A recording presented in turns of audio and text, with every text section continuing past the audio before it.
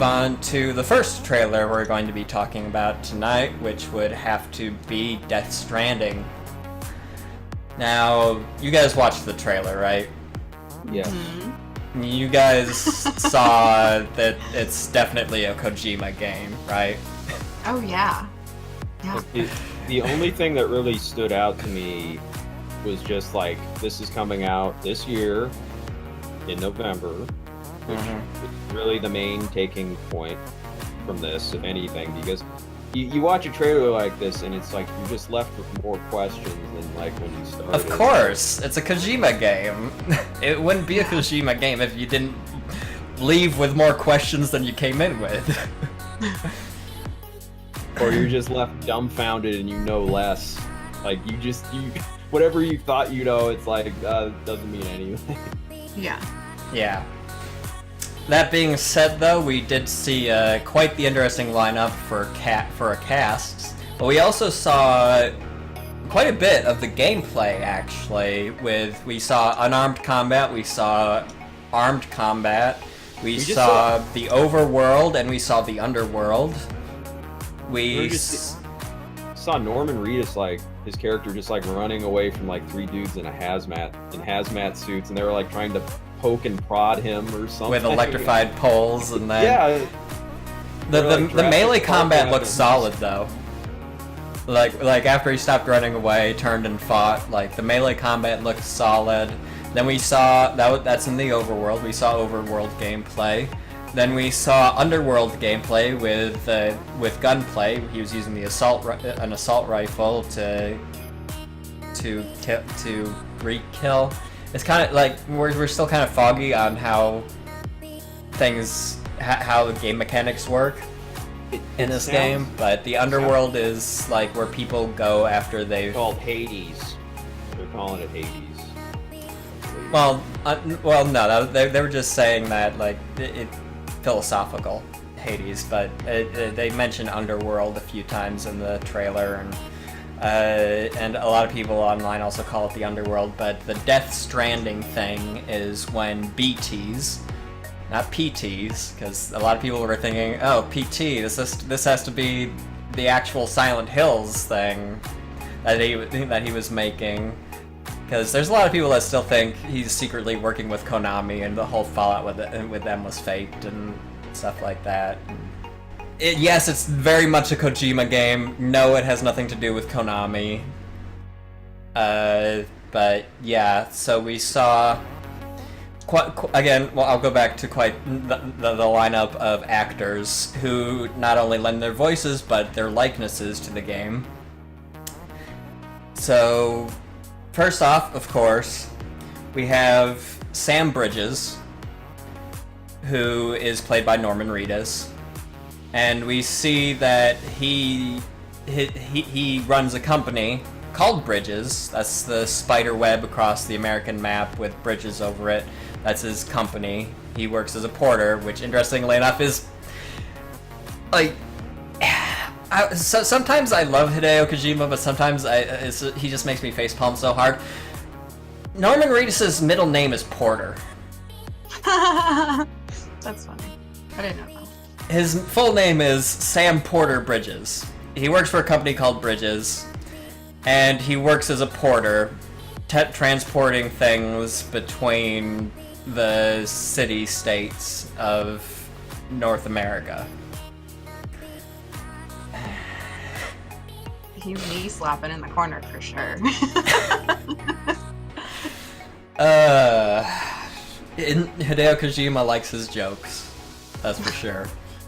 And so the whole thing about BTs is those are those shadowy creatures that we see in the trailers and stuff like that react to motion and sound and stuff like that. We even see it in this trailer when he's sneaking through the overworld, and when he's going through the forest, you can see the shadows for a bit.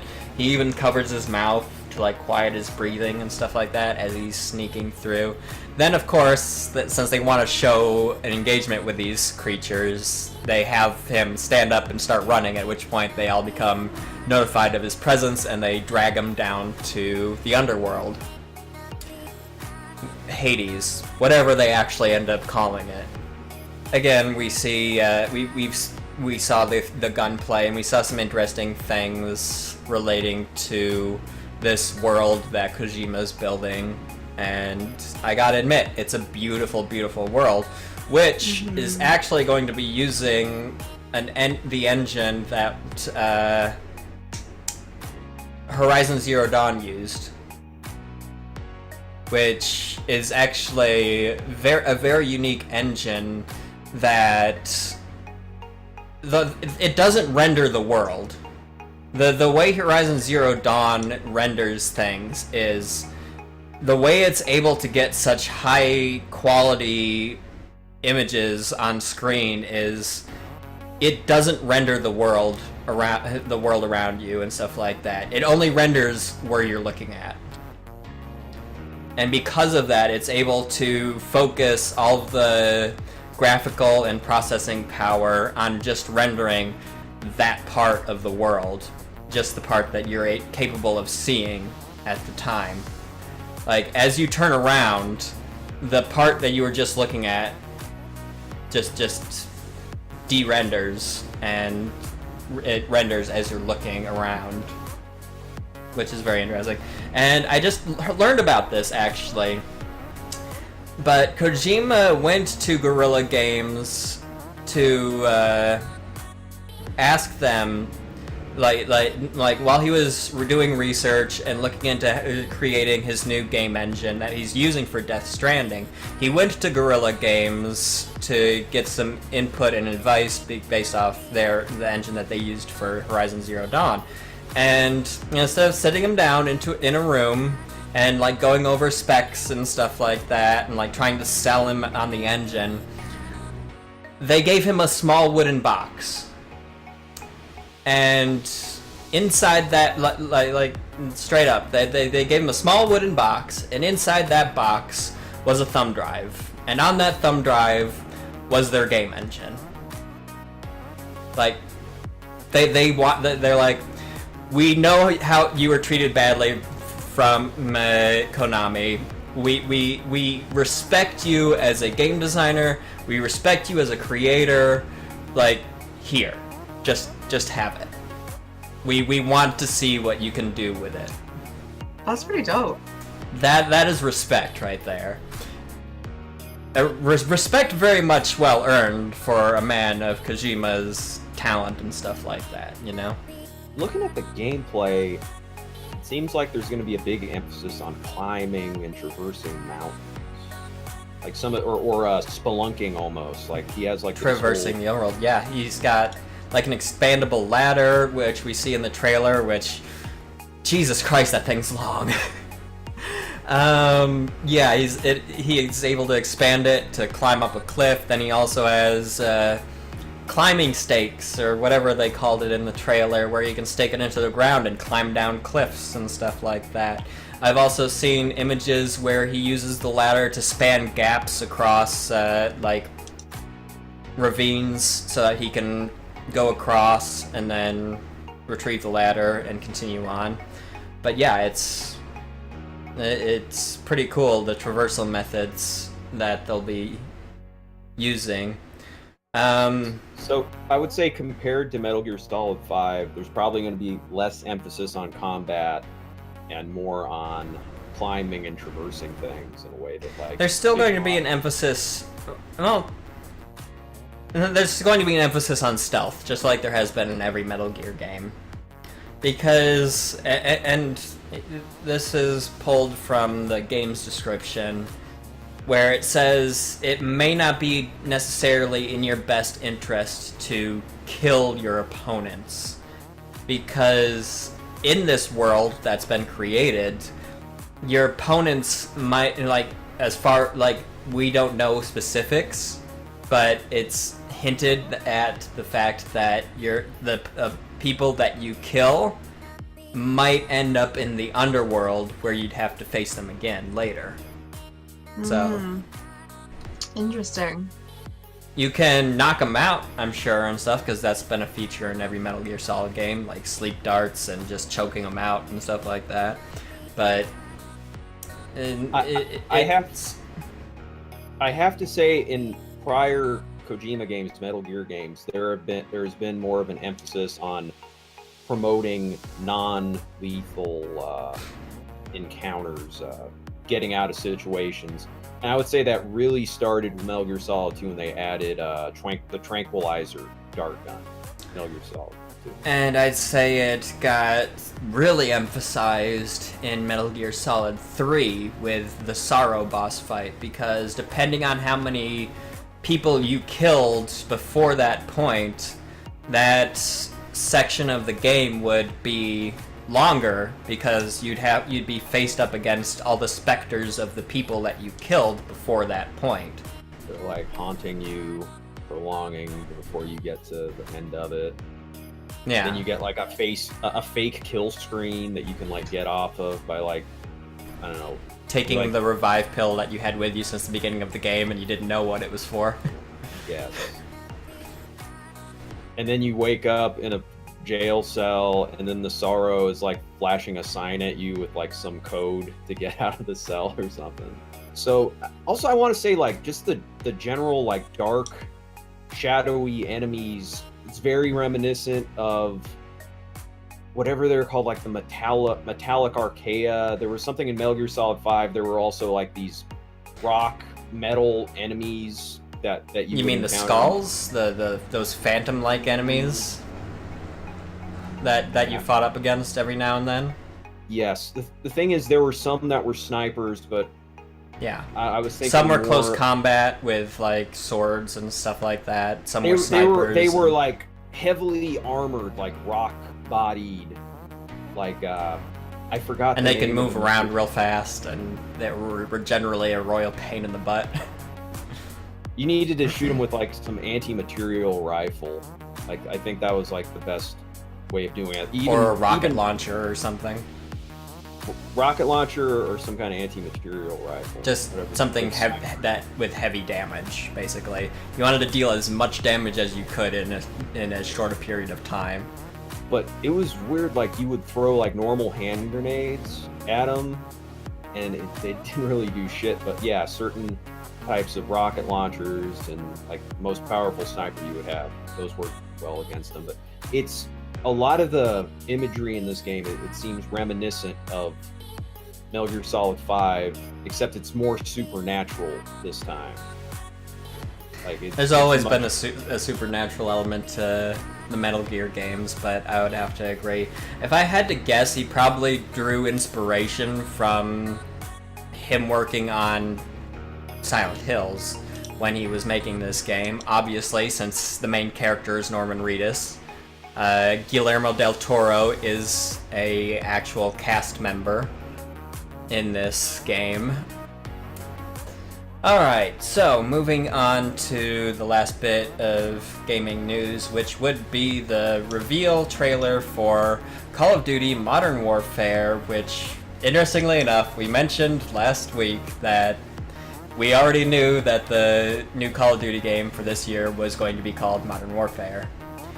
And it is a reboot that has been confirmed, and it's going to be a darker, grittier, war is hell storyline as opposed to the war movie, like it's gonna be less, jumping the shark moments. Okay, it's gonna be less Michael Bay and more Saving Private Ryan. Yes, there you go. Boots on the ground, back to the roots. Black Hawk Down. It's gonna be more Black Hawk Down, Saving Private Ryan than Transformers. Yeah. Definitely refreshing. So as it's a reboot, we're getting some of our favorite characters back, including Captain Price. Now, the really cool thing is, this is they're doing this in a completely new engine, built from the ground up to support higher-end current-gen platforms as well as next-gen platforms, which means It's going to be support 4K at 60 frames per second. It's going to support HDR, as well as on PCs, it's going to support ray tracing. So we're going to be getting super high quality graphics, and one of the reasons why we're going to be getting super high graphics is because they're using a method called photogrammetry, which involves taking tens to literally hundreds of photos of items to get them literally photorealistic, as photogrammetry allows you to take like I said, tens to hundreds of photos of an object or a place or an environment and basically reconstruct it in digital form down to the finest of details. While we only got the trailer, Activision did fly out certain YouTubers and press to LA, presumably, because that's kind of where they work out of, to preview a demo of two of the campaign missions, as well as talk about the game. After which we got secondhand information about the fact that this is going to be the first Call of Duty game that will support full cross-platform play across all platforms that the game will be released on. So Xbox, PlayStation, and PC. No word on Switch, but Nintendo kind of gets left out of when it comes to these games as it is. So, but this is big. Yeah, that's awesome. Especially considering a couple weeks ago, Edward was banging the table and saying, "Does this mean cross-platform play?" Can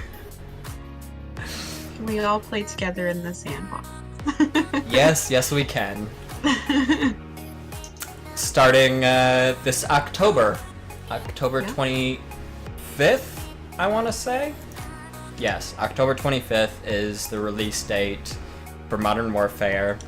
And there's another interesting thing that I'm happy about, but at the same time scares me. The fact that there will be no season pass for this game, and there will be no map packs. All maps and challenges will be released for free for this game. However, this kind of makes me think they're completely embracing, me and a bunch of other people think they're embracing the live service model, which means loot boxes and other such things. So bear that in mind for those of you who already think it's a bit too pervasive with Black Ops 4. Oh yeah. All I gotta say is, if they do it like Overwatch, so be it, but if you're rolling the dice to get like a better weapon that gives you... Oh, you mean like what they're already doing with Black Ops 4?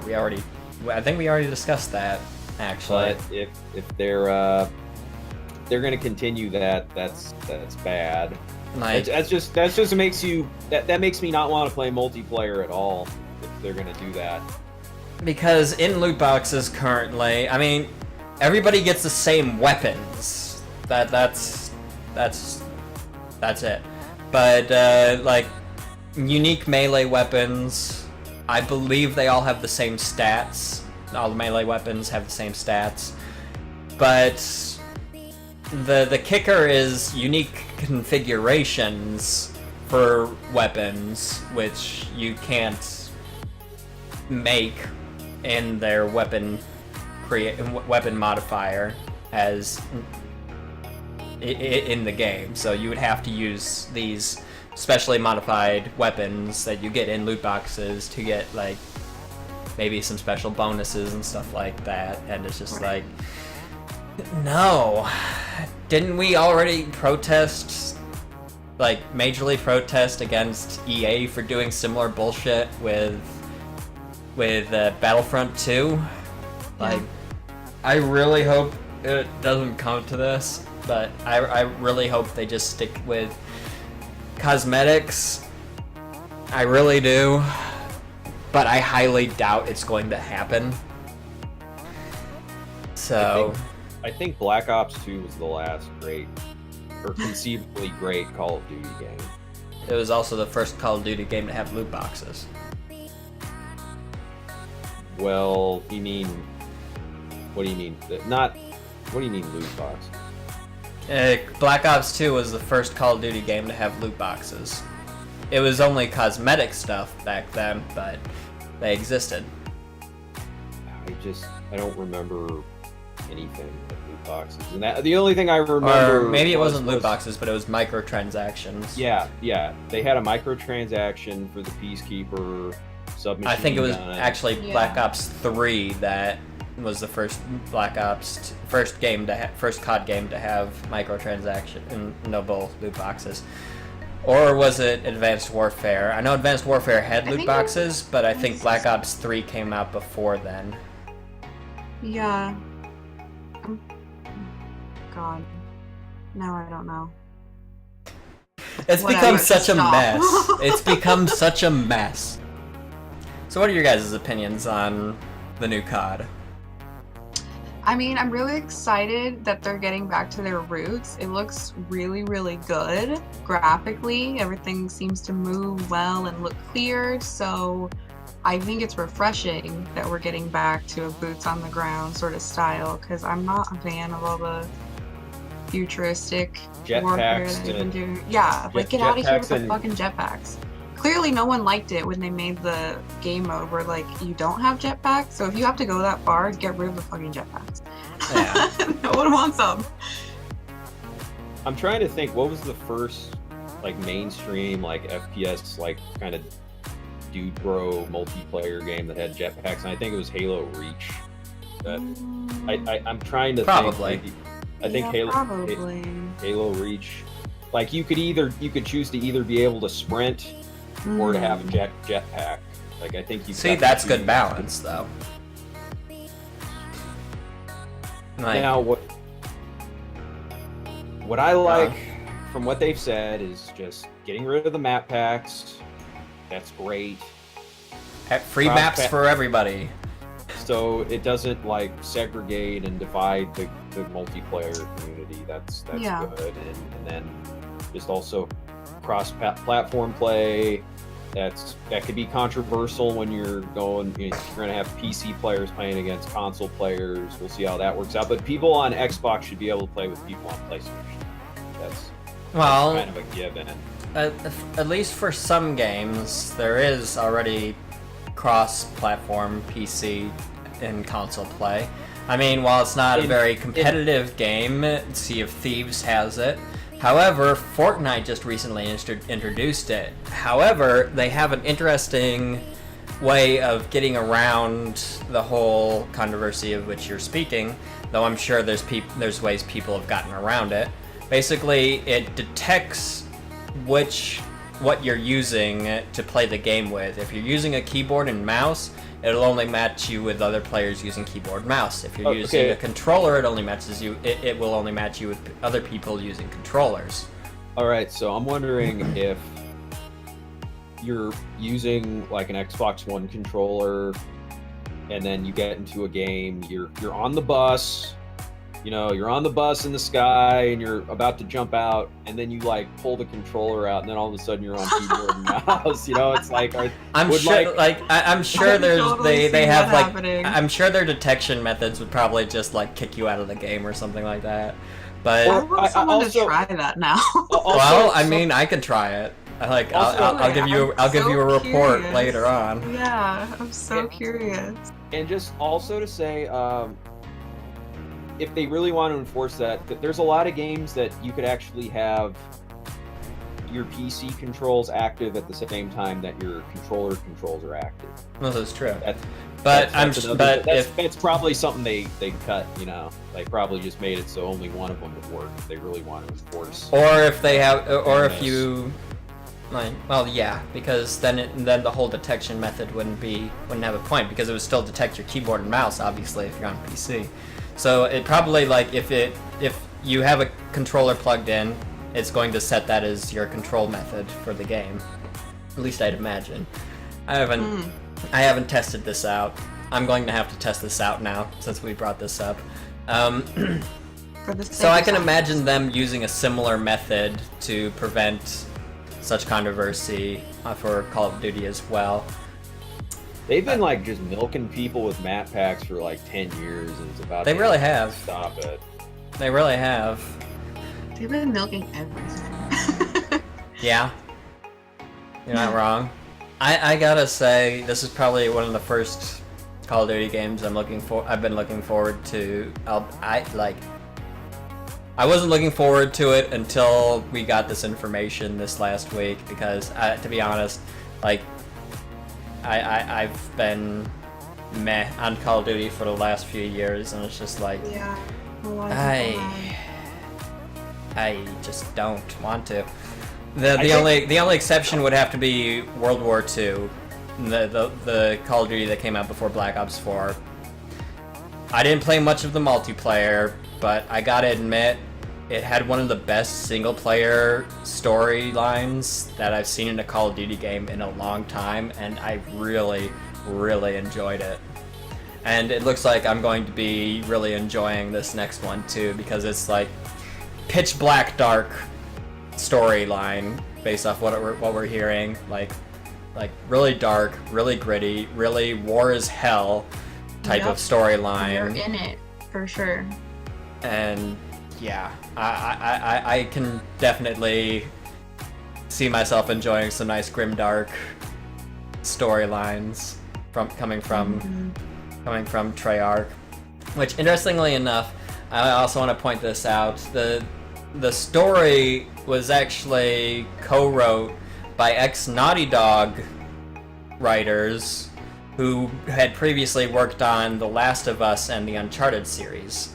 So that even adds a bit more depth to the story as well, in my opinion, because those are some of the best narrative games of the last generation. So I'm definitely looking forward to at least playing the story mode of this new Call of Duty.